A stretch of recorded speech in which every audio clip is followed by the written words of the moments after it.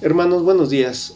Hoy domingo 11 de julio del 2021, le doy gracias a Dios porque nos da la oportunidad nuevamente de podernos congregar para llevar a cabo el servicio de adoración de nuestra iglesia. Mis hermanos, gracias a Dios porque tenemos este gran privilegio, estas grandes bendiciones de poder escudriñar su palabra. Y dice la palabra de Dios en el Salmo 40. Les pido de favor si abren sus Biblias en el Salmo 40, versículos del 1 al 10. El Salmo 40, versículos del 1 al 10.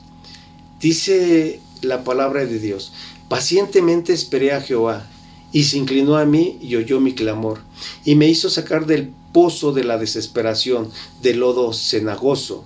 Puso mis pies sobre peña y enderezó mis pasos. Puso luego en mi boca cántico nuevo, alabanza a nuestro Dios. Verán esto muchos y temerán y confiarán en Jehová. Bienaventurado el hombre que puso en Jehová su confianza, y no miró a los soberbios ni a los que se desvían tras la mentira. Has aumentado, oh Jehová, Dios mío, tus maravillas y tus pensamientos para con nosotros. No es posible contarlos ante ti. Si yo anunciare y hablare de ellos, no pueden ser enumerados. Sacrificio y ofrenda no te agradaron. Has abierto mis oídos, holocausto y expiación no has demandado. Entonces dije: he aquí vengo, en el rollo del libro está escrito de mí. El hacer tu voluntad, Dios mío, me ha agradado, y tu ley está en medio de mi corazón. He anunciado tu justicia en grande congregación. He aquí, no refrené mis labios, Jehová, tú lo sabes. No encubrí tu justicia dentro de mi corazón. He publicado tu fidelidad y tu salvación. No oculté tu misericordia y tu verdad en grande asamblea. Vamos a orar, mis hermanos. Nuestro Dios y Padre, queremos ser agradecidos contigo por la bendición que nos das el día de hoy de podernos congregar como iglesia para escuchar tu palabra, para darte la gloria y la honra que tú te mereces. Señor, queremos rogarte que tú bendigas este tiempo de adoración a tu nombre. Padre, que tu palabra que va a ser expuesta, explicada el día de hoy, mi Dios, que quebrante nuestros corazones, que nos exhorte, nos anime, nos humille, mi Dios, para hacer tu voluntad. Mi Dios, gracias. En el nombre de Cristo Jesús oramos. Amén. Es tiempo de alabar a nuestro Dios y cantemos con gozo, alabando a nuestro Señor. Un bloque de alabanzas, mis hermanos.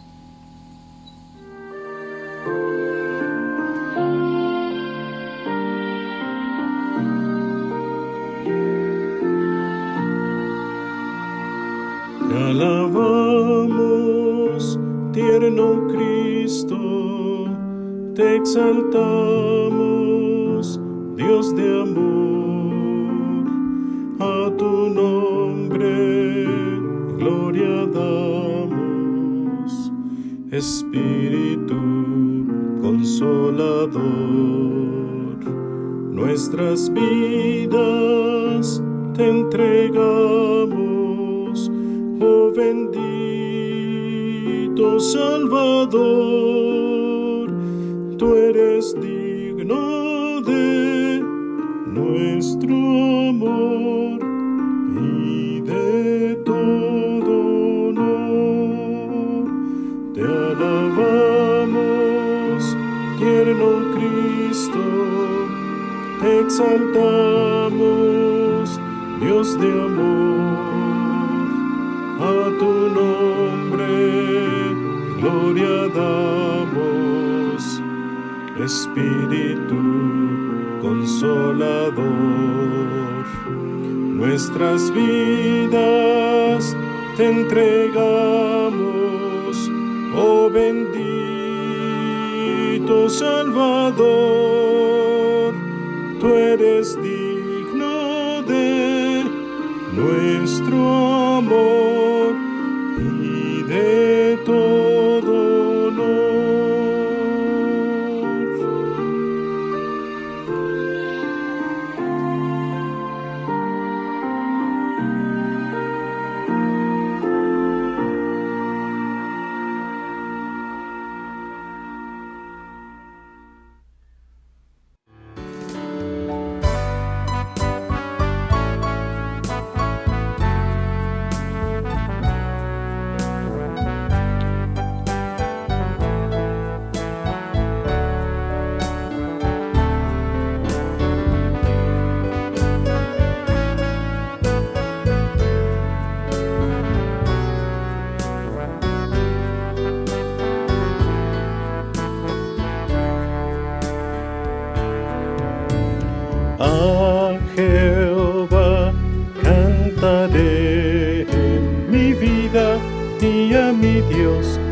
cantaré salmos mientras viva. Dulce será mi meditación en él, yo me regocijaré en Jehová. Bendice, alma mía, a Jehová.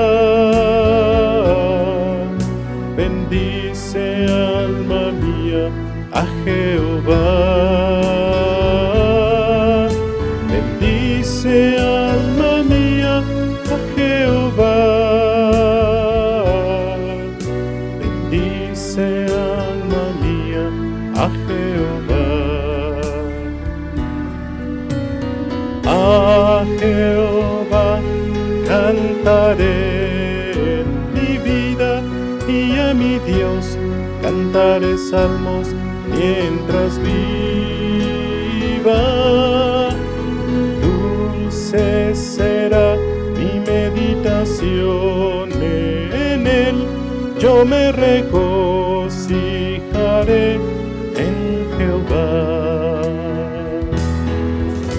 Bendice, alma mía, a Jehová. Bendice, alma mía, a Jehová. Bendice, alma mía, a Jehová. Bendice, alma mía, a Jehová.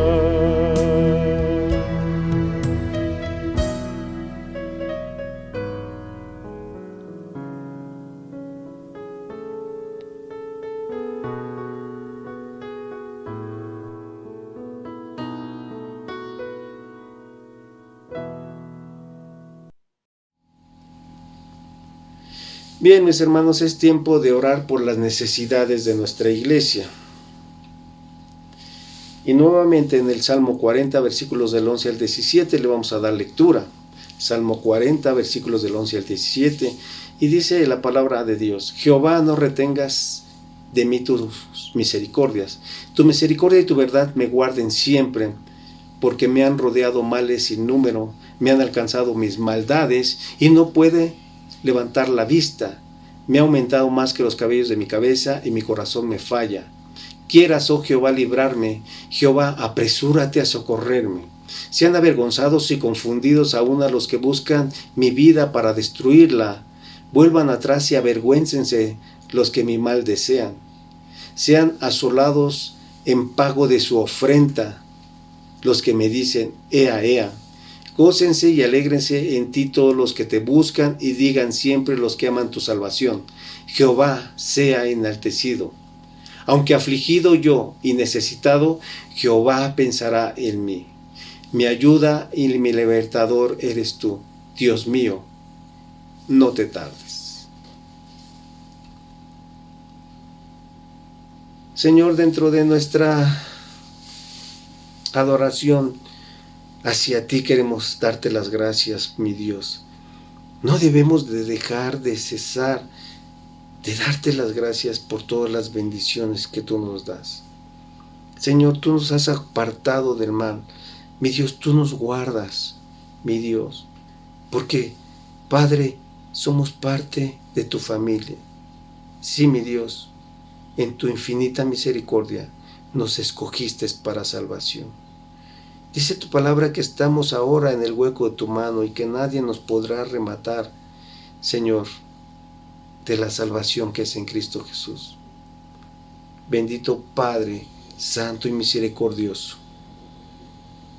Por eso es que somos agradecidos contigo, por tantas bendiciones que nos das. Porque tienes cuidado de cada uno de nosotros, aunque nos encontremos en angustia, en persecución, en hambre, en enfermedad. Tú siempre estás al pendiente de cada uno de nosotros. Padre Santo, te necesitamos. Sabemos que somos débiles. Padre, te necesitamos porque nos apartamos del camino. Mi Dios, te necesitamos porque no somos suficientes. Mi Dios, Permite que siempre nosotros estemos dependiendo totalmente de ti. Bendice a nuestros hermanos que se encuentran en enfermedad. Padre Santo, fortalece sus vidas, su mente, su corazón. Que su testimonio, Padre, siempre sea el de alabar tu nombre.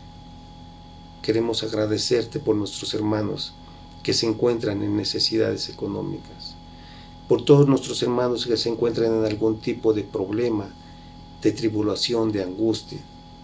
Mi Dios, queremos pedirte que tú bendigas la vida de cada uno de nosotros y que en nuestro corazón exista el deseo siempre de hacer tu voluntad, de estar escudriñando tu palabra, de estarla leyendo, estudiando, de meditar en ella y ponerla por obra en nuestras vidas. Solamente así dependeremos fielmente de ti, mi Dios, de tu obra que hagas en nuestras vidas. Gracias te damos porque sabemos que, mi Dios, esa paz que sobrepasa todo entendimiento, solamente tú no la puedes dar, mi Dios. Bendice la vida de cada uno de los familiares, amigos y compañeros de trabajo que aún no te conocen. Permite que tu palabra sea expuesta en su corazón y que penetre hasta lo más profundo de su ser para que vengan al arrepentimiento. Gracias por la vida de nuestros líderes de nuestra iglesia. Bendice sus vidas y guárdales. Sigue fortaleciendo su corazón, porque la encomienda que tú les has dado, Señor, es grande. Y porque tienen que dar cuenta, Señor, de la iglesia a ti, mi Dios. Padre Santo, gracias por todas las bendiciones que tú nos das. Oramos en el nombre precioso de Cristo Jesús. Amén.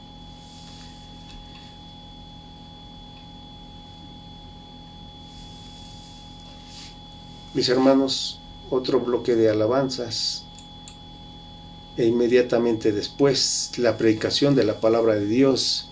Y en esta ocasión el mensaje nos lo comparte nuestro hermano José Carlos Ángeles.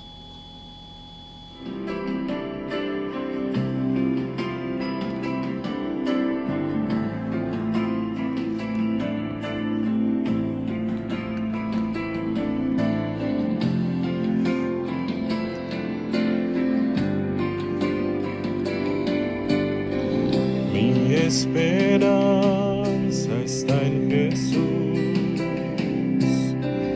en su justicia y en la cruz. De nadie más dependeré, solo en su nombre confiaré.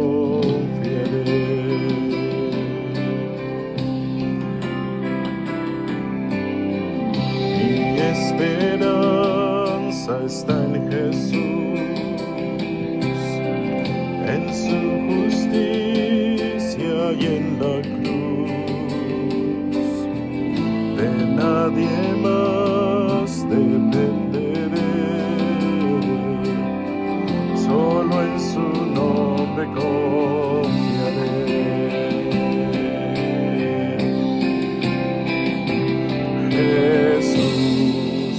Fuerte soy, solo Él mi roca es, sobre la tempestad Él es Rey.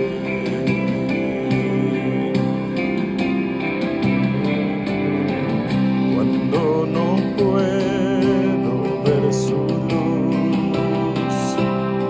sé que su gracia sigue igual.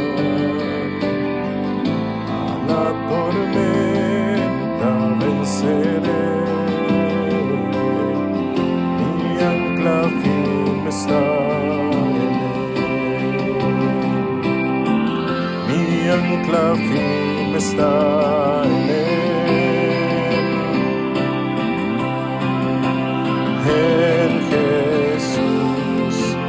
Fuerte soy, solo Él mi roca es,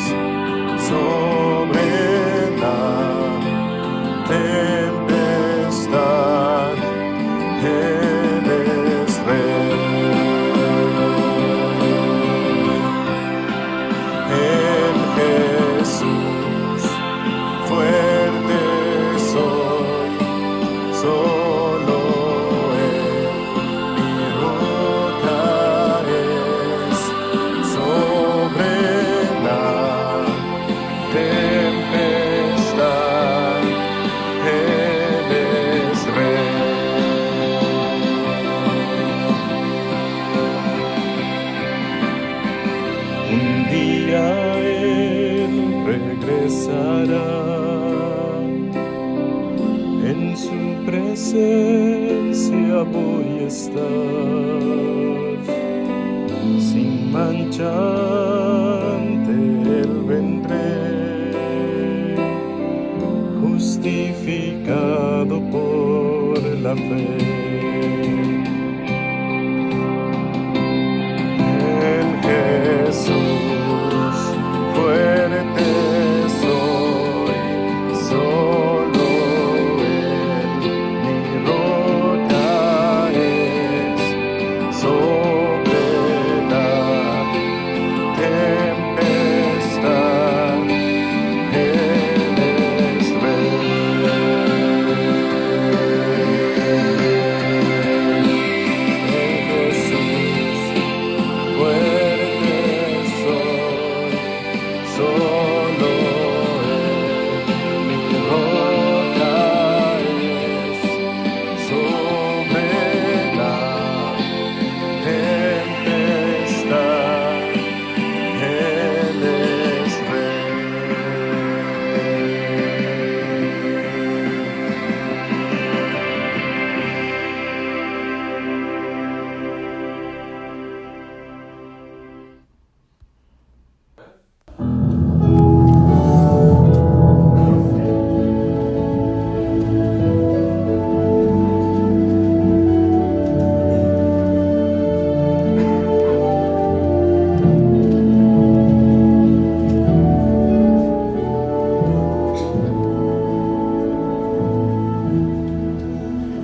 Cuando el cielo y sus estrellas me hablan del amor de Dios, y las flores al abrirse buscan el calor del sol, pienso en ese amor eterno que cuidado a todos da. Me inspira cada día para amarlo más y más. Él es mi vida, Él es mi luz, mi gran amigo, mi buen Jesús. Nada marchitará ni cambiará mi amor por Él, mi Dios y mi Señor es todo para mí. Él conoce, Él escucha y me dice qué hacer. Él comparte mis momentos, sabe cómo y por qué. Él me guía cada paso, me da siempre lo mejor. Y aunque a veces no comprendo, me consuela con su amor. Él es mi vida, Él es mi luz, mi gran amigo, mi buen Jesús. Nada marchitará ni cambiará mi amor por Él.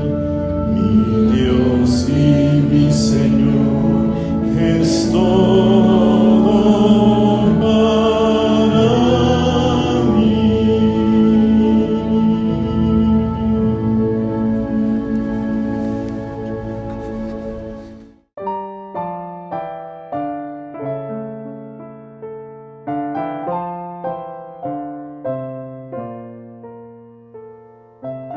Buenos días, hermanos. Vamos a ponernos en manos del Señor para comenzar la predicación del día de hoy. Señor, te agradecemos, Padre bendito, por la oportunidad que nos das una vez más de abrir tus Escrituras y de estudiar en ellas lo que tienes para nosotros. Gracias porque eres bueno, Señor, porque nos has guardado a lo largo de esta semana y nos permites el día de hoy, una vez más, venir a aprender de ti. Pedimos tu guía y tu dirección para que podamos entender lo que vamos a estudiar y poner por obra lo que nos corresponde a cada uno según la responsabilidad que nos has dado en la iglesia. Gracias, Señor, por tus bendiciones. Te pido que me ayudes a transmitir este mensaje de una manera clara a mis hermanos y que sea de bendición y de edificación a cada uno de nosotros, pero sobre todo, Padre, que sea para tu gloria. Te lo agradecemos y te lo pedimos, Señor, en nombre de tu Hijo Jesús. Amén. Bien, mis hermanos, pues seguimos en nuestro estudio de Primera de Timoteo y como ustedes saben, pues vamos en el capítulo 5, estamos viendo el trato a los ancianos de la iglesia y ya estuvimos viendo en los versículos 17 y 18 que se les debe honrar a los ancianos con respeto, pero también con su salario. Y después en los versículos 19 al 21 vimos que cómo se debe actuar en caso de que algún anciano de la iglesia caiga en pecado. Y ahora llegamos a los versículos 22 al 25, en donde el apóstol da indicaciones acerca de cómo actuar a la hora de escoger a los hombres que van a servir como ancianos de la iglesia. Y en el contexto de los versículos anteriores, desde el versículo 17, Pablo ha estado hablando de los ancianos, por lo que se asume que aquí en los versículos 22 al 25 sigue hablando de ellos. Y sin embargo, tenemos que reconocer que lo que dice nuestro pasaje podría aplicar también para el caso de los diáconos y las diaconisas, ¿sí? Específicamente la parte de los versículos 22 al 25. Podría aplicar también para los diáconos y las diaconisas. Aunque, por supuesto, por la función que desempeñan los ancianos, su selección es un asunto mucho más delicado que el de los diáconos. Ahora, ya en el capítulo 3, Pablo dio los requisitos que debe cumplir un hombre para poder ser anciano de la iglesia. Y como lo vimos cuando estudiamos ese pasaje, es una lista de características morales y familiares, además de las virtudes de su carácter y su madurez espiritual, que van a definir la aptitud de un varón para encargarse del cuidado de las ovejas del Señor.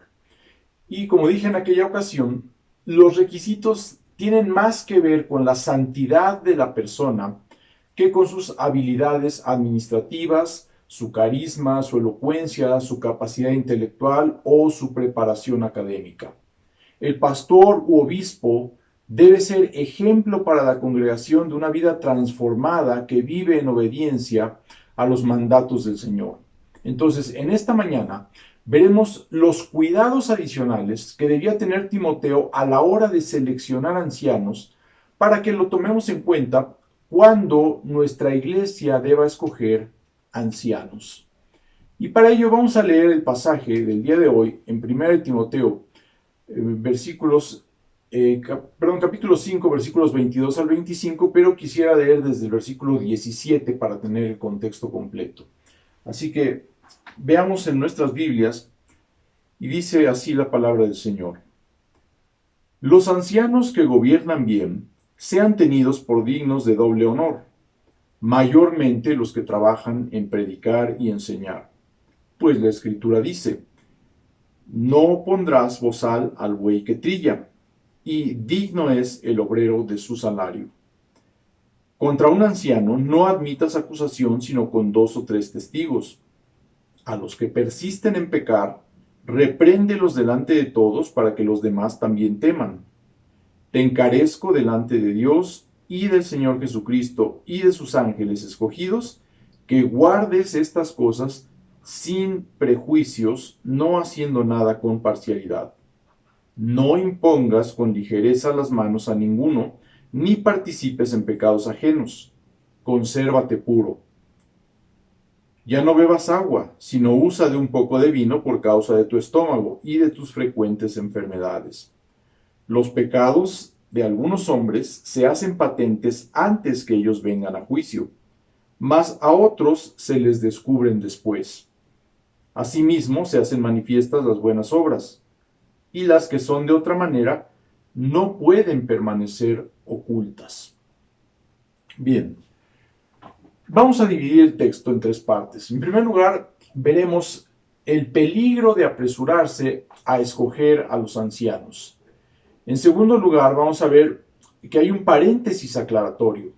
Y en tercer lugar, veremos algunas evidencias que ayudan a escoger a los ancianos. Entonces, vamos a la primera parte, el peligro de apresurarse a escoger a los ancianos. Y esto lo encontramos en el versículo 22. No impongas con ligereza las manos a ninguno, ni participes en pecados ajenos. Consérvate puro. Bien, aquí en este versículo encontramos una progresión lógica de los tres versículos anteriores. Es decir, sigue hablando del mismo tema y como consecuencia de lo que dijo en los versículos anteriores, entonces viene este versículo 22. Cuando se escoge a un anciano u obispo y se le da el nombramiento oficial, esto no debe hacerse de manera apresurada, es lo que está diciendo Pablo. Y la palabra griega que se traduce ligereza aquí en Reina Valera 60 significa precisamente eso, hacer algo apresuradamente, hacerlo deprisa. El nombramiento de ancianos es algo que se debe hacer de manera meditada, ¿sí? Tomándose el tiempo necesario para orar, para evaluar las opciones y ver si los candidatos realmente cumplen con los requisitos necesarios. Imponerle las manos a alguien se refiere a una ceremonia en la que se ora por una persona colocando las manos sobre ella, mostrando una identificación con esa persona como símbolo de que es aceptada al ministerio de manera pública. De esta manera se expresaba una identificación con esa persona. Entonces la práctica de imponer las manos sobre una persona la encontramos desde el Antiguo Testamento. Por ejemplo, en Números capítulo 8, versículo 10, Dios le dijo a Moisés: y cuando hayas acercado a los levitas delante de Jehová, pondrán los hijos de Israel sus manos sobre los levitas. De esta manera los levitas fueron consagrados para el servicio al Señor. Asimismo, cuando Moisés le pidió a Dios que designara a quien habría de ser su sucesor para introducir al pueblo de Israel a la tierra prometida, Jehová dijo a Moisés: toma a Josué, hijo de Nun, varón en el cual hay espíritu, y pondrás tu mano sobre él, y lo pondrás delante del sacerdote Eleazar y delante de toda la congregación, y le darás el cargo en presencia de ellos, y pondrás de tu dignidad sobre él, para que toda la congregación de los hijos de Israel le obedezca. Él se pondrá delante del sacerdote Eleazar y le consultará por el juicio de Urim delante de Jehová.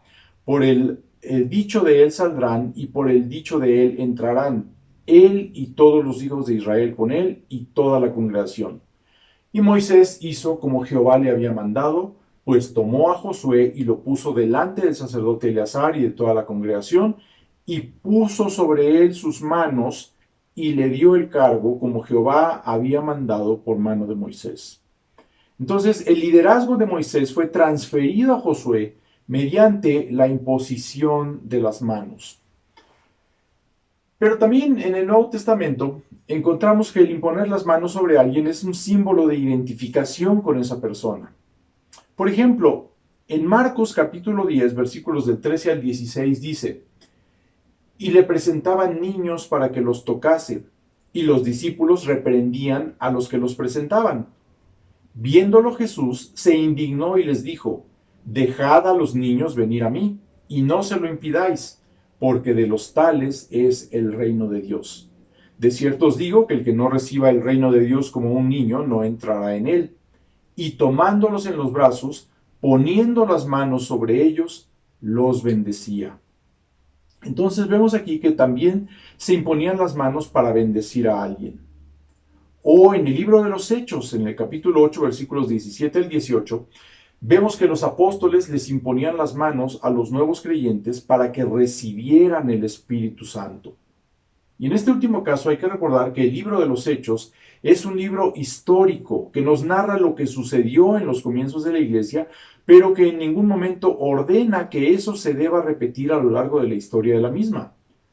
A lo que me refiero es a que en la actualidad no es necesario imponerles las manos a los nuevos creyentes para que reciban el Espíritu Santo, puesto que en ninguna parte de la Biblia encontramos un mandato para hacerlo así.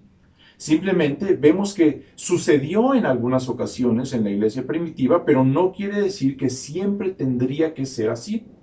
Y esto es particularmente cierto con las cosas que vemos que sucedieron en el libro de los Hechos. Como dicen los teólogos, este libro es descriptivo y no prescriptivo. Es decir, nos describe cómo sucedieron las cosas, pero no nos prescribe que las sigamos haciendo de esa manera, si no hay un mandato específico de hacerlo así. Entonces, regresando a nuestro pasaje, Pablo nos advierte que no hay que apresurarse en el nombramiento de este importante cargo de los ancianos de la iglesia. Cuando las cosas se hacen deprisa, se pueden cometer errores y el nombramiento de pastores, ancianos u obispos es un asunto muy serio en el que se debe tener el máximo cuidado y hacerlo sin prisas para evitar cometer errores en la medida de lo posible. Hay muchas iglesias o muchos misioneros que en su afán por establecer más iglesias se apresuran a nombrar pastores que se hagan cargo de una obra para ellos poder moverse a la siguiente localidad y establecer la próxima iglesia. De este modo, se colocan al frente de las iglesias a personas que no están capacitadas para desempeñar la labor, que no son maduras espiritualmente, que no cumplen con los requisitos para poder ser pastores o que en el peor de los casos ni siquiera son creyentes.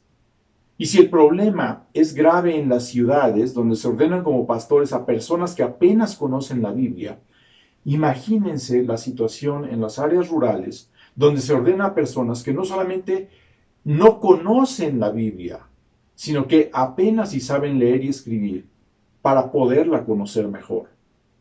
Y por supuesto que la Biblia no establece como requisito para los pastores el saber leer y escribir, pero si la función principal de estos hombres es la enseñanza del texto bíblico, su capacidad de hacerlo se va a ver seriamente limitada si ni siquiera pueden leer la Biblia.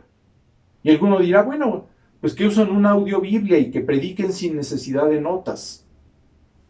Puede ser, pero yo creo que si la persona tuviera la capacidad de hacer eso, pues sería más factible que tuviera la capacidad de aprender a leer.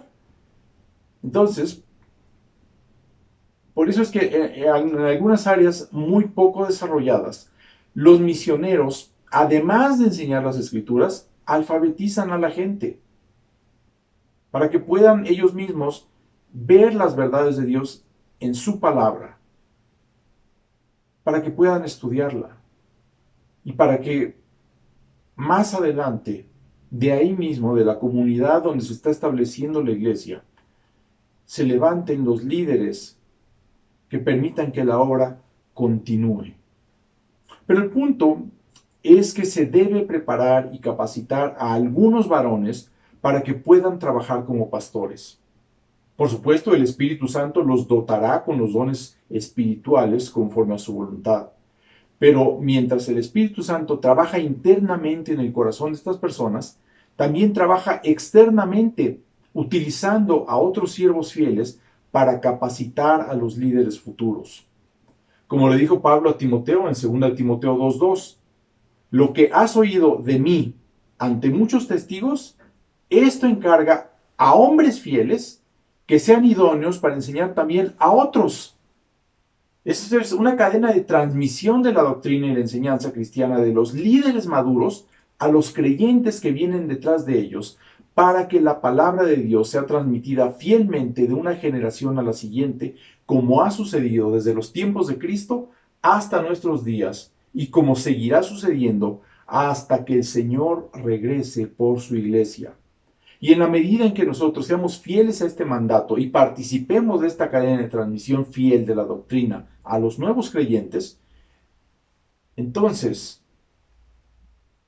obedeceremos el mandato del Señor.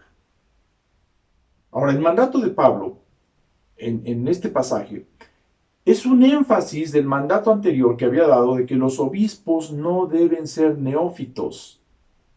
Esto lo vimos en el capítulo 3, versículo 6. Tienen que ser personas que conozcan la palabra de Dios para que la puedan enseñar a la congregación. No es posible que un nuevo creyente sea nombrado pastor de la iglesia. Tiene que ser una persona madura espiritualmente, con experiencia en el ministerio, al lado de una persona que lo pueda guiar, que lo pueda instruir, que lo pueda enseñar. Por supuesto, ya dije, el Espíritu Santo es el que va a capacitar a cada persona. Pero el Espíritu Santo utiliza a otros hombres para capacitarnos. Tristemente, por no hacer esto, hay tantas iglesias débiles en las que no se predica la Biblia, o al menos no se predica a profundidad, porque quien estableció la iglesia no se tomó el tiempo para preparar a quienes habrían de quedarse como pastores, o para que algún creyente, bueno, también sucede que algún creyente inmaduro, sintiéndose el Superman, decidió salirse de su iglesia y formar su propia congregación para pastorearla, según él, de manera correcta, porque no estaba de acuerdo con los líderes de la iglesia de donde salió, pero no se toma la molestia de prepararse debidamente para poder asumir esta función tan importante. Ahora tenemos que entender que esta capacitación y preparación de los nuevos líderes es algo que toma tiempo. No se hace de la noche a la mañana, no sucede de manera automática, requiere de un gran esfuerzo y dedicación por parte de los líderes actuales para invertir tiempo preparando a los líderes futuros. Requiere años o a veces décadas, pero tal parece que algunos sienten que están en una competencia para ver quién levanta más iglesias. Quieren jactarse de sus números, presumir que han fundado más iglesias que el apóstol Pablo, o por lo menos más iglesias que el pastor de la iglesia de al lado. Y para ello tratan de apresurar el proceso de nombramiento de pastores, ordenando a personas que aún no están capacitadas para ejercer el cargo o que no cumplen con los requisitos que establece la Biblia. Pero esto no es una competencia, hermanos, no es algo para nuestra exaltación. Si queremos ver la obra del Señor como una competencia, veámosla, pero como lo hizo el mismo Pablo en 1 Corintios 9, del 24 al 27. ¿No sabéis que los que corren en el estadio todos a la verdad corren, pero uno solo se lleva el premio? Corred de tal manera que lo obtengáis. Todo aquel que lucha, de todo se abstiene.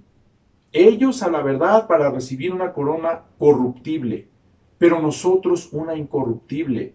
Así que yo de esta manera corro, no como a la aventura, de esta manera peleo, no como quien golpea el aire, sino que golpeo mi cuerpo y lo pongo en servidumbre, no sea que habiendo sido heraldo para otros, yo mismo venga a ser eliminado. Entonces, Pablo quería desempeñar la función o su función ministerial y vivir su vida cristiana como si solo pudiera haber un ganador, ¿sí? Y como si él quisiera ser ese ganador, ¿sí? Pero, ¿qué hace? No le mete el pie al de al lado. No trata de hacer trampa. Lo que busca es disciplinarse a sí mismo para llegar a la meta.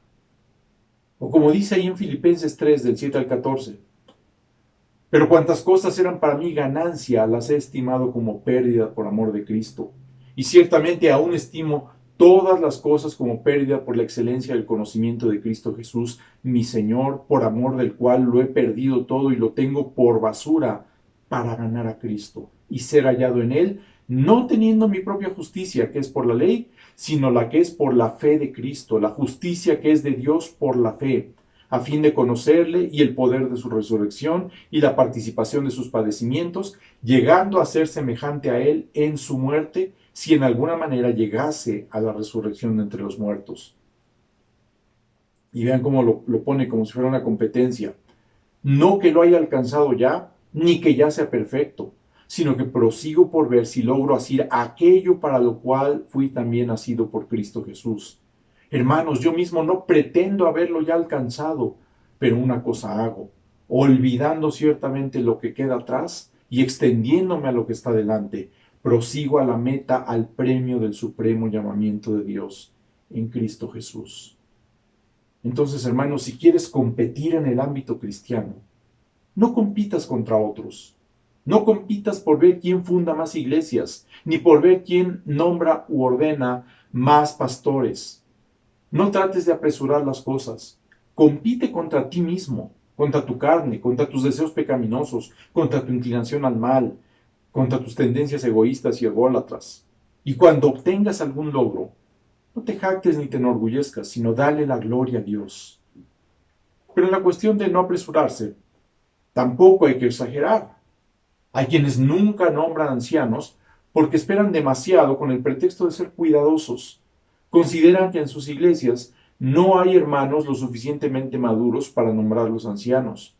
Y esto realmente puede ser un problema en el que el pastor o el misionero debe trabajar para que la gente en general y los varones en particular se comprometan con las cosas del Señor para que se puedan levantar los futuros líderes que se harán cargo de dirigir la iglesia. Y como les dije hace un momento, esta es una labor que puede tardar incluso décadas, pero mientras se levantan líderes de entre los congregantes de la misma iglesia, el pastor o el misionero necesita a alguien que lo supervise, que lo limite y en su caso que lo discipline. Y para ello posiblemente se necesite que vengan otros misioneros o creyentes maduros que estén también como pastores o ancianos mientras el Señor equipa a los futuros líderes locales surgidos de la propia iglesia. Ahora, a la mitad del versículo 22, Pablo indica un grave riesgo de no seguir la instrucción que acaba de dar acerca de no apresurarse a nombrar a los ancianos que han de dirigir la iglesia. Dice, ni participes en pecados ajenos. La idea es que si la persona a la que se nombra como anciano o como diácono de la iglesia comete un pecado serio más adelante, entonces quien haya sido el encargado de nombrarlo, de alguna manera se hace partícipe de ese pecado por haberse apresurado en el nombramiento. Y Pablo no quiere que Timoteo se vea involucrado de esta manera, por lo que le recomienda que sea paciente y prudente cuando tenga que escoger a los ancianos. Los versículos 24 y 25 añaden que los pecados de algunos y las buenas obras de otros no se notan inmediatamente, por lo que la paciencia es muy importante para dar tiempo de manifestarse a esas buenas obras o a esas malas obras y de este modo evitar participar en los pecados de otros. Recuerden que para Pablo era importantísimo que se mantuviera la buena reputación de la iglesia mediante la santidad de sus miembros y especialmente de sus líderes. Pero podríamos preguntarnos, ¿cómo puede uno hacerse partícipe de los pecados de otros? ¿O a qué se refiere esta expresión? Algunos comentaristas creen que Pablo estaba preocupado de que Timoteo fuera a cometer los mismos pecados que estaban cometiendo sus oponentes. Entonces lo que hacen es entender el texto como si estuviera separada la parte inicial del versículo 22 de la parte de en medio, o como si no tuvieran relación una con la otra, o unen la parte del medio con la parte final. Entonces leen el texto de esta manera: no impongas con ligereza las manos a ninguno, punto. No participes en pecados ajenos, sino consérvate puro. ¿Sí? Entonces cambia la idea. Sin embargo, por varias cuestiones técnicas de la gramática griega, es mejor entender el texto como lo tenemos en las principales traducciones al español. No es que Pablo piense que Timoteo va a comenzar a cometer los mismos pecados que sus oponentes, sino que está preocupado de que al comisionar a un pecador para el liderazgo de algún modo, su discípulo sea responsable por el ministerio de ese pecador y por los pecados que cometa, posiblemente porque pudiera parecer que Timoteo tolera esos pecados y porque al no castigarlos puede alentar a otros a pecar también. En 2 de Juan, versículo 11, Encontramos otro pasaje que tiene una idea similar acerca de participar de los pecados de otros. Y les leo desde el versículo 10. Si alguno viene a vosotros y no trae esta doctrina, no lo recibáis en casa ni le digáis bienvenido, porque el que le dice bienvenido participa en sus malas obras. Entonces, cuando Pablo dice, no impongas con ligereza las manos a ninguno, ni participes en pecados ajenos, la segunda parte, ¿sí?, ese de no participar en pecados ajenos, está dando las consecuencias de nombrar a los ancianos demasiado rápido. A esta advertencia, Pablo le añade al final del versículo 22 que Timoteo mismo debe permanecer puro, sin reproche, libre de pecado. Entonces, Timoteo debe ser cuidadoso al nombrar a los ancianos y en este proceso debe cuidar de mantenerse puro. La única otra vez que la palabra griega que aquí se traduce puro aparece en las epístolas pastorales es en Tito 2:5, donde se traduce castas. Las ancianas deben enseñar a las mujeres jóvenes a ser castas o puras. Entonces, esta palabra puede tener un sentido sexual, tanto en Tito 2:5, y esto de las ancianas y las jóvenes, como en nuestro pasaje. ¿Sí? La palabra está muy relacionada con la que aparece en 1 de Timoteo 5:2, donde se le instruye a Timoteo a tratar a las jovencitas con toda pureza. Y nada más que ahí es una palabra distinta, pero muy relacionada, de la misma raíz. Entonces, la falta de decoro en el área sexual era un asunto mayor. Era un asunto importante que estaba enfrentando la iglesia de Éfeso, como lo vimos en el capítulo 2, versículo 9. Y sin embargo, en nuestro pasaje, la advertencia de Pablo es que Timoteo debe mantenerse puro al nombrar nuevos ancianos. Por el contexto del versículo 21, podemos decir que la noción de pureza aquí tiene más que ver con la idea de mantenerse puro de cualquier acusación de discriminación o parcialidad. ¿Sí? Por eso el cuidado que debía tener al nombrar a los ancianos. Entonces, ya vimos el peligro de apresurarse al escoger a los ancianos. Ahora veamos en segundo lugar un paréntesis aclaratorio. ¿Sí? Esto está en el versículo 23.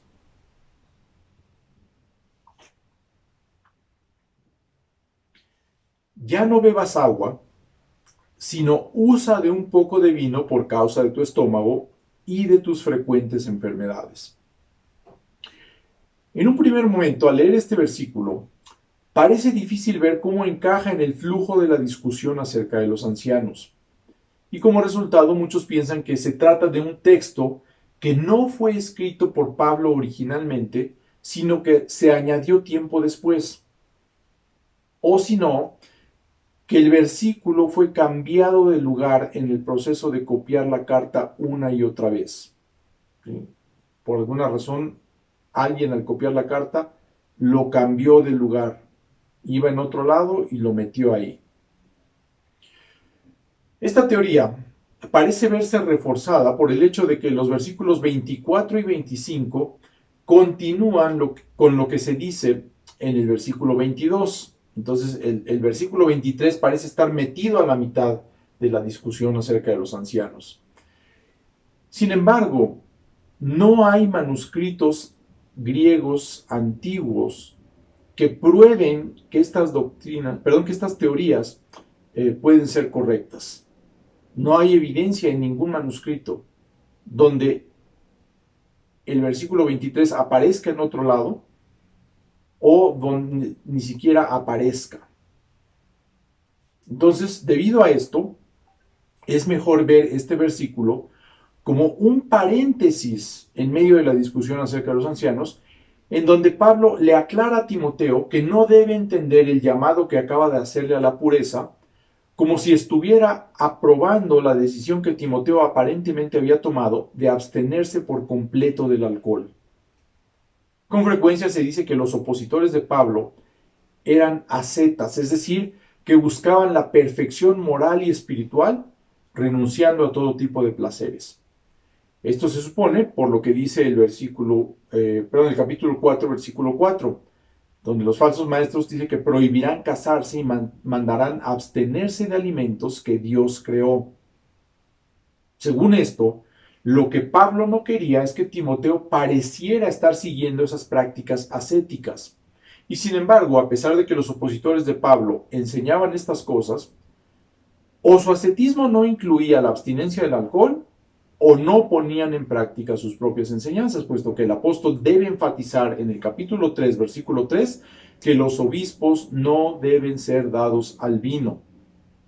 ¿Sí? Generalmente esto se interpreta que Pablo estaba corrigiendo lo que se estaba haciendo mal en la iglesia, porque los que ya eran ancianos, o los que ya eran obispos, estaban abusando del consumo del vino. Entonces, la idea del mandato en la primera parte del versículo es: ya no bebas agua únicamente. Ahora, ¿por qué Timoteo estaba bebiendo agua únicamente si esto estaba afectando su salud? El problema era la situación que se estaba viviendo en la iglesia de Éfeso.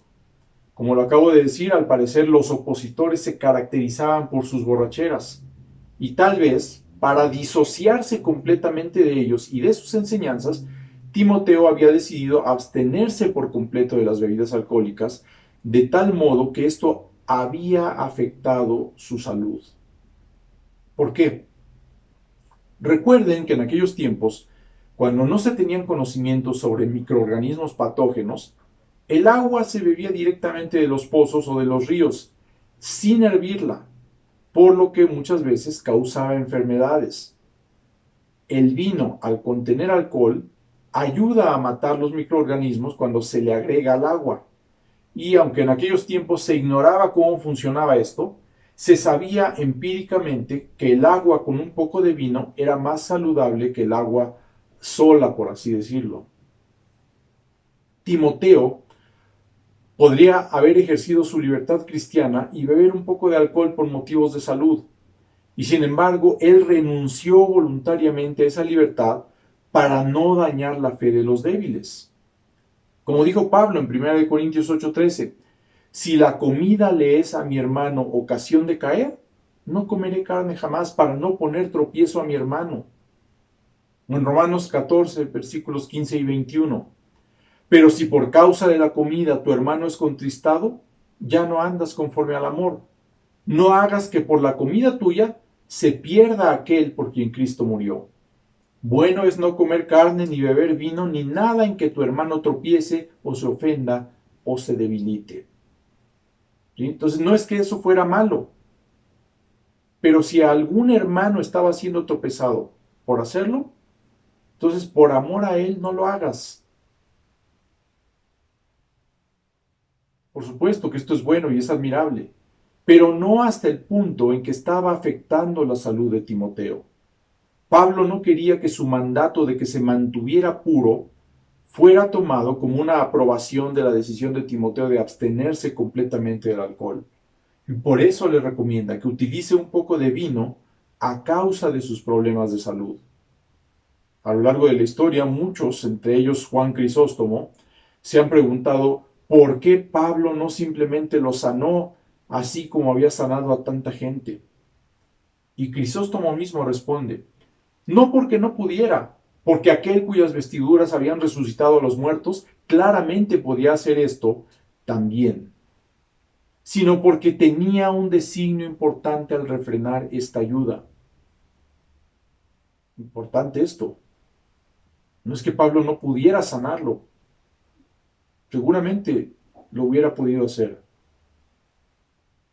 Pero fíjense lo que continúa diciendo Crisóstomo. ¿Cuál es entonces su propósito? Que aún ahora, si vemos grandes hombres virtuosos afligidos con enfermedades, no nos ofendamos, porque esta fue una aflicción provechosa. Si hasta a Pablo mismo le fue enviado un mensajero de Satanás para que no se enalteciese sobremanera, mucho más sería así con Timoteo. porque los milagros que obraba eran suficientes para haberlo hecho arrogante. Por esta razón es dejado sujeto a las reglas de la medicina para que fuera humillado y otros no se ofendieran, sino que aprendieran que aquellos que realizaban acciones tan excelentes eran hombres de la misma naturaleza que ellos mismos. En otros aspectos, también Timoteo parece haber estado sujeto a enfermedad, lo cual se implica por la expresión tus frecuentes enfermedades, que seguramente afectaban algo más que su estómago. Sin embargo, Pablo no le autoriza permitirse libremente el vino, sino únicamente el necesario para su salud y no para el placer. Interesante cómo Crisóstomo plantea esta situación. Entonces, según él, así como en el caso de Pablo, las aflicciones de Timoteo lo mantenían humilde y ayudaban a otras personas a ver que era solamente humano, a pesar de su puesto y de sus habilidades. Por eso Pablo no lo sanó. Entonces, no es que Timoteo debiera dejar el agua por completo. Lo que Pablo le dice es que no debía beber agua únicamente, sino tomar también un poco de vino.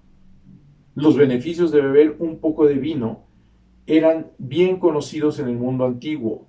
Y repito, esto era porque no tenían agua pura como la tenemos en la actualidad. En la actualidad te compras un garrafón de agua purificada y puedes beber toda la que quieras y no te hace daño. Pero en aquellos tiempos necesitaban agregarle el vino para purificarla. ¿Sí? Y entonces, por ejemplo, Hipócrates, en la parte 13 de su libro Medicina Antigua, dice que a un hombre enfermo, entre otras cosas, sería mejor darle un poco de vino en vez de solo agua para beber. Asimismo, el historiador y filósofo griego Plutarco, en la sección 19 de sus consejos para conservar la salud, recomienda también mezclar un poco de vino con el agua. Y también Plinio el Viejo, en el capítulo 22 de su Historia Natural, diserta sobre las propiedades del vino, incluyendo el vino mezclado con agua. Entonces, se sabía ya desde aquellos tiempos que era mejor mezclar un poquito de vino con el agua, y esa agua era más saludable que el agua sola. Ahora, este versículo con frecuencia ha sido mal utilizado por los predicadores populacheros para avalar la bebida social, pero el uso del alcohol aquí es estrictamente medicinal. Pablo no le está diciendo a Timoteo, mira, cuando vayas a una fiestecita, pues, puedes tomarte tu copita, tu cervecita. No le está diciendo eso. Le está diciendo un uso medicinal. En todas las otras ocasiones en las que Pablo se refiere al vino en sus epístolas, urge a los destinatarios a tener precaución. Así, por ejemplo, en Efesios 5:18 advierte, no os embriaguéis con vino en lo cual hay disolución. En 1 Timoteo 3:8 dice que los diáconos no deben ser dados a mucho vino. En Tito 2:3 dice que las ancianas no deben ser esclavas del vino.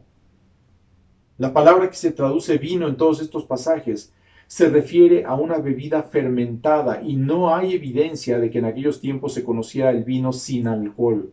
Así que en cualquier caso, se debe tener mucho cuidado con el uso del alcohol y de preferencia, hermanos, evitar totalmente su consumo y más si hay una debilidad hacia su abuso o si puedes hacer tropezar a un hermano débil. Entonces, ya vimos el peligro de apresurarse a escoger a los ancianos y el paréntesis que Pablo hace para aclararle a Timoteo lo que le está diciendo en cuanto a mantenerse puro.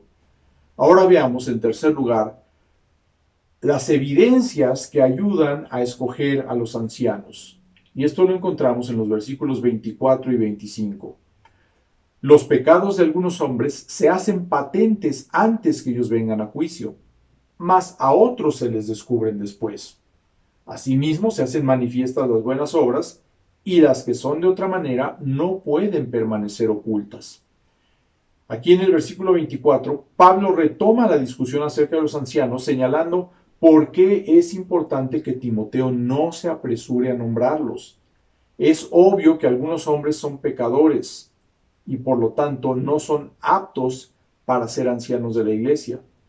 Sin embargo, los pecados de otros no se hacen aparentes tan pronto, por lo que Timoteo debe ser más cauteloso al nombrarlos.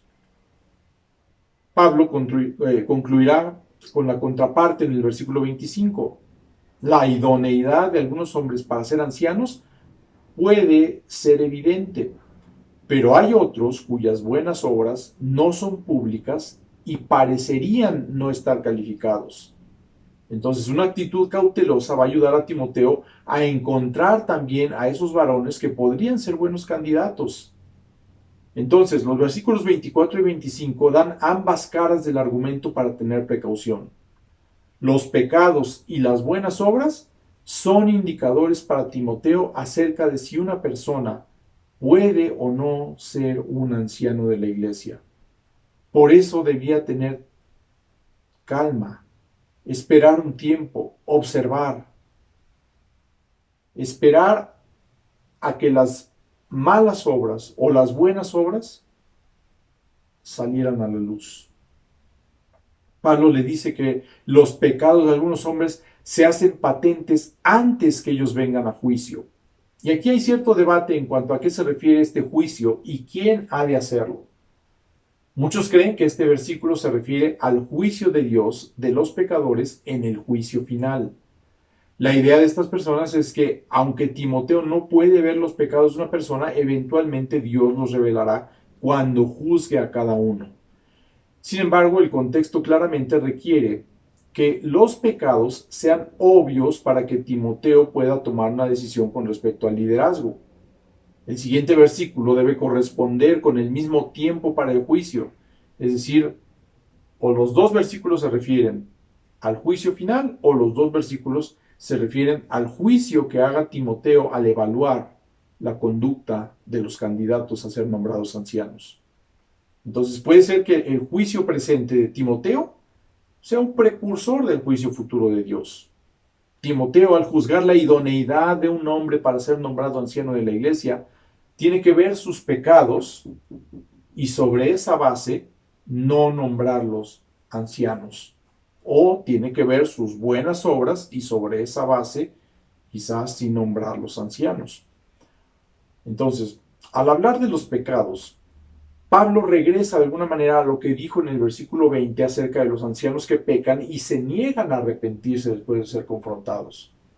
También puede ser que esté pensando por adelantado en lo que va a decir en el capítulo 6, versículos del 3 al 10, puesto que lo más probable es que los pecadores a los que se refiere en el capítulo 5, versículo 20, estaban cometiendo los pecados descritos más adelante en el capítulo 6. Pero la idea es la idea que nos da Pablo al decir que los pecados se hacen patentes antes, es como si los pecados de la persona fueran un heraldo que va delante de ella, proclamando que se trata de un pecador no elegible para el oficio de anciano. En algunos casos es así. En otros casos hay que esperar. Los pecados están ocultos y por lo tanto Timoteo no debía apresurarse, tenía que esperar para ver si realmente era la persona adecuada. Ahora, la contraparte del versículo 24 aparece en el versículo 25, y es que así como algunos pecados no son aparentes inmediatamente, tampoco algunas buenas obras lo son. Si Timoteo se apresuraba al nombrar a los ancianos, podría pasar por alto a algunos candidatos que parecen no estar calificados, pero que de hecho sí lo están. Entonces, tenía que tomarse el tiempo y observar, ver a los hermanos, ver cómo se comportaban, ver cuáles eran sus frutos. Ahora, ahí en el versículo 25 encontramos una frase que dice, las que son de otra manera. ¿A qué se refiere esto? Se puede entender de dos maneras esa frase, pero para resumirlo, no se refiere a las obras que no son buenas, sino a las obras buenas que no se hacen manifiestas. ¿Sí? El versículo 24 señala el problema de aceptar ancianos pecadores. El versículo 25 señala el riesgo de no nombrar buenos ancianos.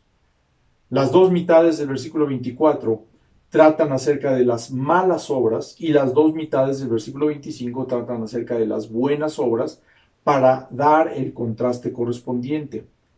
Entonces, las que son de otra manera son las buenas obras que no son manifiestas. Pero dice Pablo, no pueden permanecer ocultas.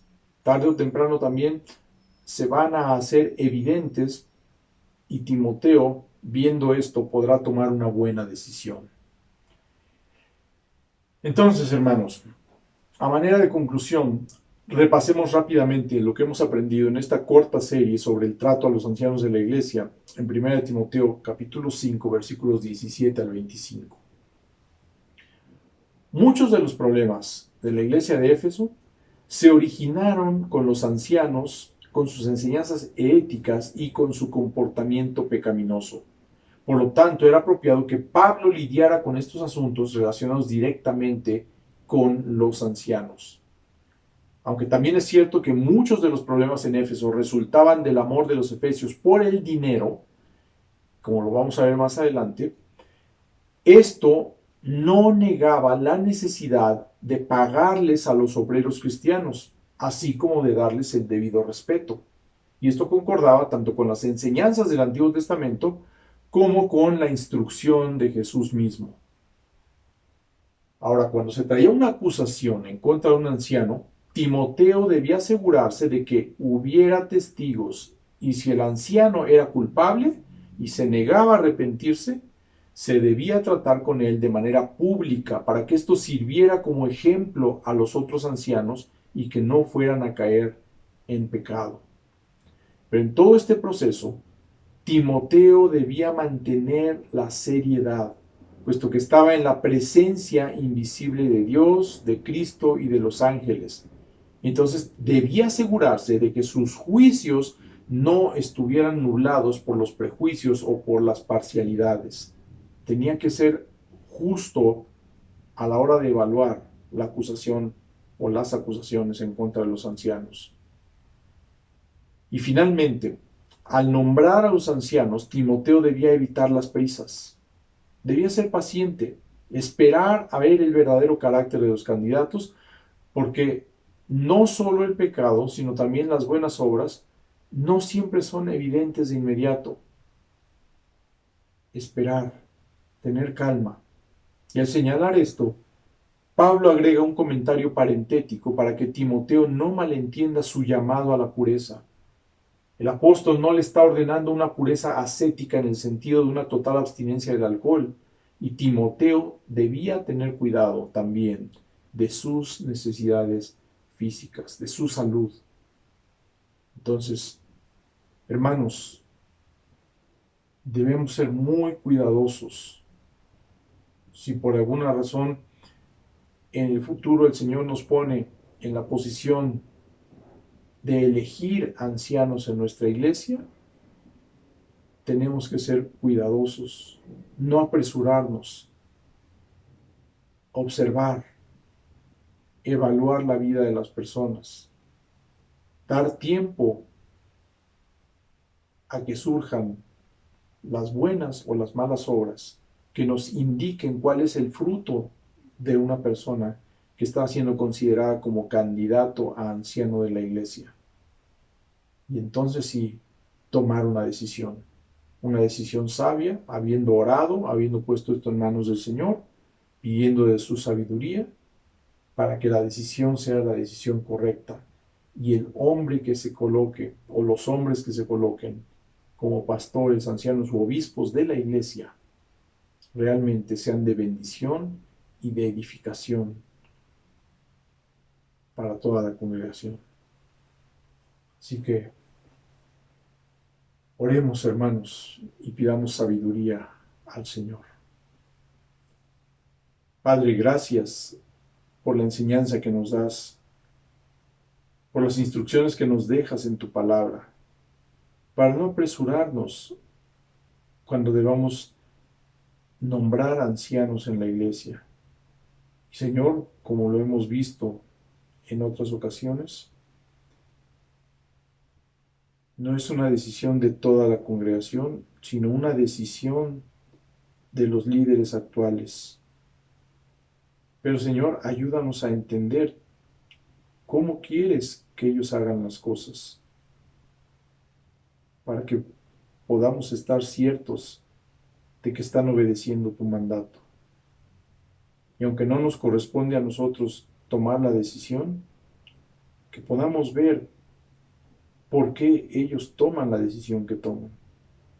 Y Señor, que podamos respaldar su decisión y ser sabios para que esta iglesia cristiana Aragón te honre, te glorifique, te alabe, para que sea una iglesia fuerte, bien establecida en tu palabra, que haga las cosas conforme a lo que tú has dejado establecido. No sabemos, Señor, cuándo se vayan a nombrar nuevos ancianos en nuestra iglesia, pero tú tienes el momento apropiado, y cuando tú lo decidas, Señor, te ruego que ayudes a los ancianos actuales a tomar decisiones sabias, a hacer las cosas conforme a tu voluntad, buscando glorificarte y exaltarte a ti, buscando que tu palabra sea proclamada fielmente, que tu nombre sea exaltado, que tú seas conocido, Señor, que tu evangelio y tu obra se extiendan para tu gloria. Señor, nos ponemos en tus manos y te pedimos esto en el nombre de tu Hijo Cristo Jesús. Amén. Que el Señor les bendiga, hermanos.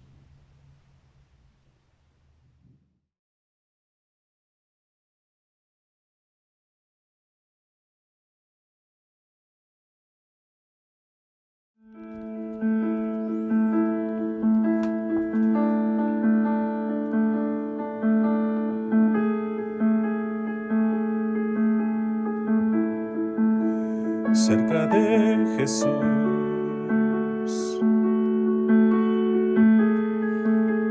quiero siempre estar.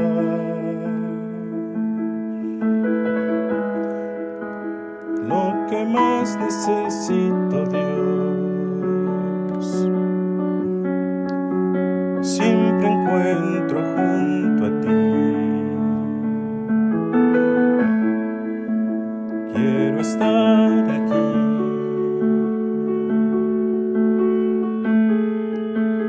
no apartarme más.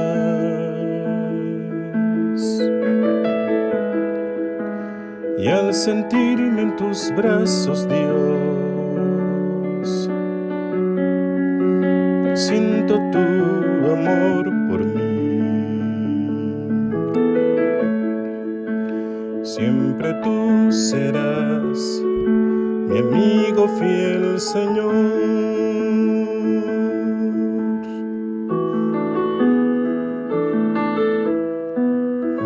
Quiero entregar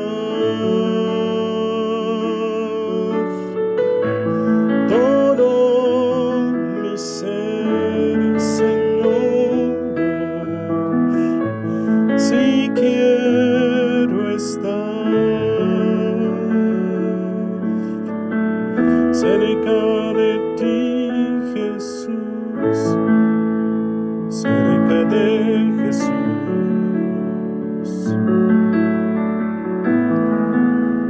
Quiero siempre estar.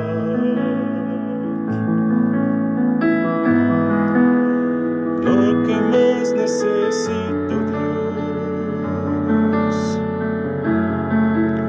siempre encuentro junto a ti. Quiero estar aquí,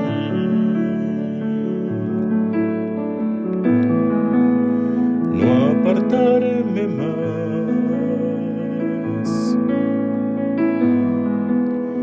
Y al sentirme en tus brazos, Dios, siento tu amor por mí.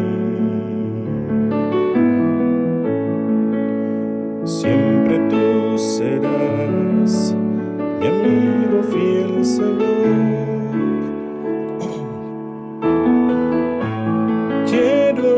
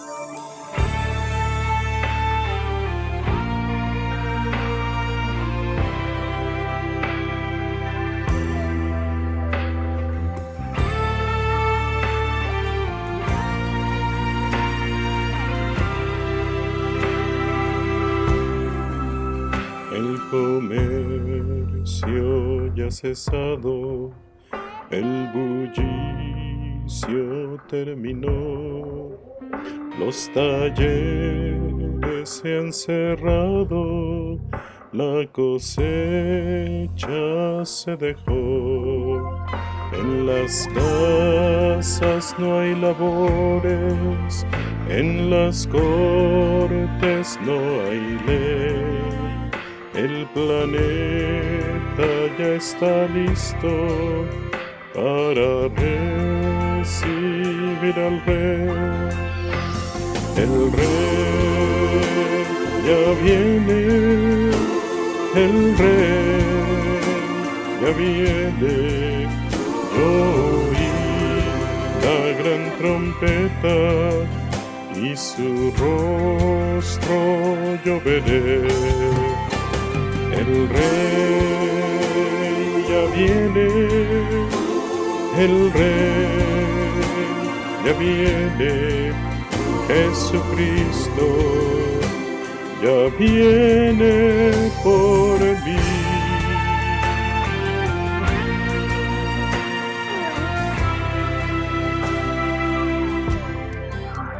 Oigo carros que retumban porque vienen a anunciar la victoria de la vida y el final de la maldad.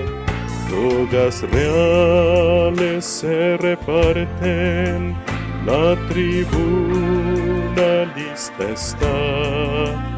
Y el gran coro de los cielos canta gracia, amor y paz.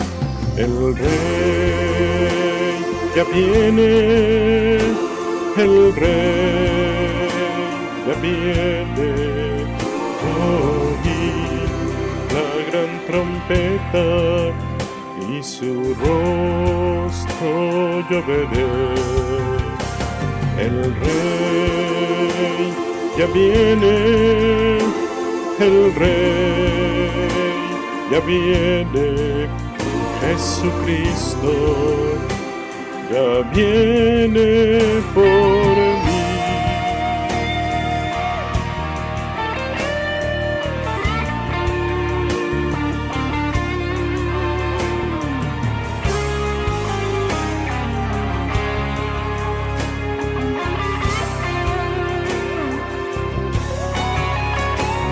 El rey ya viene, el rey ya viene.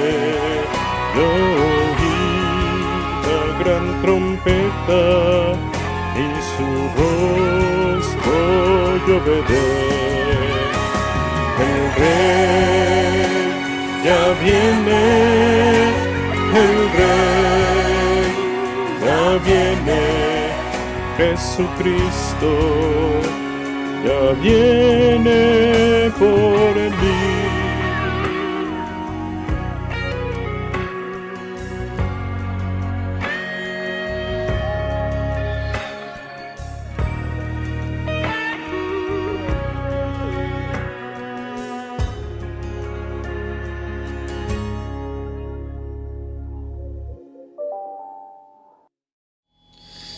Le damos gracias a Dios por su palabra y ahora es tiempo de orar por las ofrendas. Y dice Proverbios capítulo 3, Hijo mío, no te olvides de mi ley y tu corazón guarde mis mandamientos, porque largura de días y años de vida y paz te aumentarán. Nunca se aparte de ti la misericordia y la verdad. Átalas a tu cuello, escríbelas en la tabla de tu corazón, y hallarás gracia y buena opinión ante los ojos de Dios y de los hombres. Fíate de Jehová de todo tu corazón, y no te apoyes en tu propia prudencia. Reconócelo en todos tus caminos, y enderezará tus veredas. No seas sabio en tu propia opinión, teme a Jehová y apártate del mal. Porque será medicina a tu cuerpo y refrigerio para tus huesos. Honra a Jehová con tus bienes y con las primicias de todos tus frutos, y serán llenos tus graneros con abundancia, y tus lagares rebosarán de mosto. Mis hermanos, vamos a orar por las ofrendas. Nuestro Dios y Padre, queremos ser agradecidos contigo por todas las bendiciones que tú nos das. Y ahora, mi Dios, participar con un poco de lo mucho que tú nos das. Recibe, Señor, estas ofrendas que son de olor grato hacia ti, Señor, porque lo hacemos de corazón sincero. Gracias, Padre, por todo lo que tú suples de nuestras necesidades. Gracias porque dependemos completamente de ti, mi Dios. Padre, permite que estas ofrendas sean administradas de acuerdo a tu voluntad y que les des sabiduría a nuestros hermanos para que lo hagan como tú lo deseas, mi Dios. Bendito seas y gracias. Y oramos en el nombre precioso de tu Hijo, Jesucristo, nuestro Señor y Salvador. Amén. Bien, mis hermanos, el depósito de sus cuentas, de sus ofrendas, lo pueden hacer en la cuenta que aparece ahí en sus pantallas. Y bueno, mis hermanos, les recordamos que se pongan en contacto con los maestros de los estudios que se están dando de manera digital a lo largo de la semana. Los miércoles, como ya sabemos, de 8 a 9 de la noche, varios de nuestros hermanos se reúnen para orar por las necesidades de nuestra iglesia. Los miércoles, cada 15 días, a las 7 de la noche, se lleva a cabo el estudio de varones. Por favor, ponerse en contacto con nuestro hermano Alfredo Cabrera. Los viernes a las 7 de la noche se lleva a cabo el estudio de mujeres y los sábados a las 11 de la mañana se lleva a cabo el estudio de la escuelita bíblica. Los domingos, después del servicio de adoración, se lleva a cabo el estudio de jóvenes y adolescentes. Bien, mis hermanos, pues hemos llegado al final de nuestro servicio de adoración y ahora vamos a terminar con una oración. Nuestro Dios y Padre, queremos darte las gracias porque nos has permitido reunirnos nuevamente para adorar tu santo nombre. Señor, gracias porque sabemos que a lo largo de la semana y a lo largo de nuestra vida, Señor, seguimos dependiendo completamente de ti.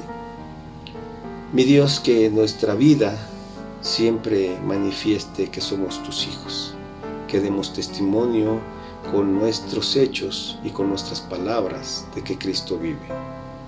Gracias, mi Dios, porque ahora tenemos una nueva esperanza de que seremos transformados a tu imagen y semejanza por la obra de nuestro Señor y Salvador Jesucristo, por medio del cual oramos y te damos las gracias. Amén. Mis hermanos, que Dios les bendiga.